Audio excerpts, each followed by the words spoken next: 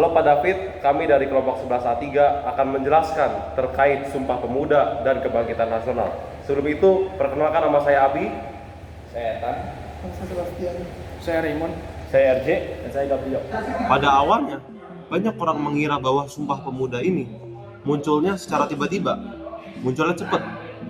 Tapi pada faktanya, pada awal abad ke-20, politik etis Belanda membuka akses bagi kita Indonesia, munculnya kaum terpelajar. Inilah awal dari kebangkitan nasional. Namun, menurut sejarawan MC Raffles, organisasi pertama kita, Budi Utomo, awalnya masih bersifat eksklusif bagi orang-orang yang dekat dengan Belanda ini, seperti kaum Jawa. Dan di sini saya ingin menekankan bahwa kebangkitan nasional itu adalah fondasi seperti gedung yang belum selesai dibangun.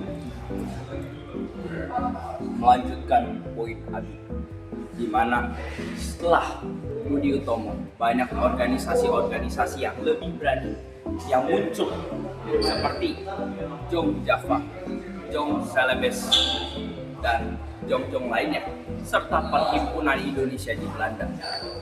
Namun masalahnya masih sama, masih masalah yang sama, yaitu para organisasi masih mementingkan kebudayaannya sendiri dibandingkan kebudayaan orang lain.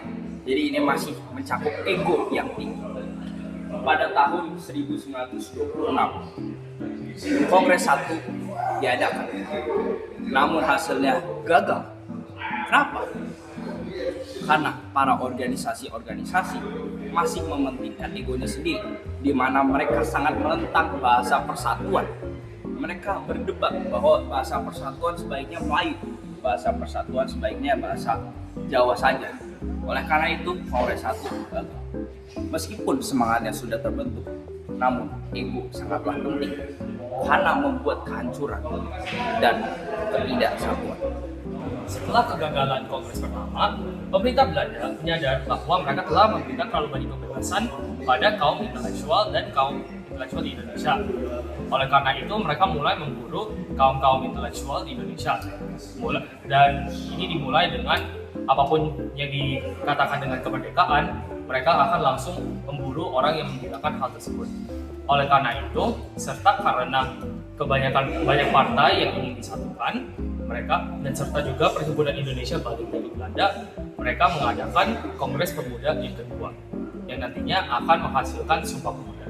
Selain itu, Muhammad Yamin juga dibilang sebagai salah satu tokoh yang paling influential karena dia menulis draft 3 ikrar untuk kemerdekaan Indonesia.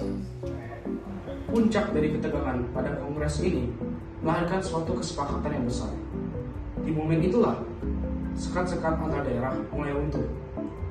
Daripada hanya berdebat, mereka berani mendeklarasikan suatu identitas yang baru, mengaku bertumpah darah dan berbangsa yang satu, yaitu Indonesia. Dari hasil kongres 2 ini, kita baca bahwa ini bukan hanya sekedar teks atau bacaan dari buku sejarah yang kita harus hafalin, namun suatu pernyataan politik yang sangat berani. Coba kita bayangkan saja situasinya. Para pemuda-pemuda dari Jong Java, Jong Sumatera, hingga Jong Celebes harus sepakat menanggalkan ego kedaerahan mereka demi kepentingan bersama. Di dalam poin 3 di Sumpah Pemuda, yaitu satu bahasa yang sama, yaitu bahasa Indonesia. Fun fact, ini menjadi titik awal terciptanya lagu Indonesia Raya oleh W.R. Supratman.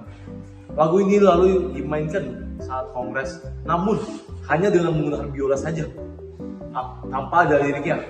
Hal ini bertujuan agar polisi Belanda pada saat itu tidak memberhentikan kongres di detik itu juga. Jadi teman-teman, apa sebenarnya hubungan antara Sumpah Pemuda dan Kebangkitan Nasional? Tanpa Kebangkitan Nasional pada tahun 1928, kita tidak akan memiliki kesadaran untuk berorganisasi. Dan tanpa Sumpah Pemuda pada tahun 1928, kebangkitan itu hanya akan terkotak-kotak di daerah masing-masing. Sumpah Pemuda merupakan pintu gerbang menuju kemerdekaan pada tahun 1945. Faktanya adalah setelah 1928, semua pergerakan berubah menjadi pergerakan nasional. Tidak ada lagi tuh yang namanya perlawanan yang cuma membuat satu suku. Nah, pelajaran yang buat kita sekarang apa? Di tengah-tengah perbedaan pendapat atau politik, kita punya satu bahasa dan satu bangsa yang sudah diperjuangkan dengan nyawa dan keringat pemuda zaman dahulu.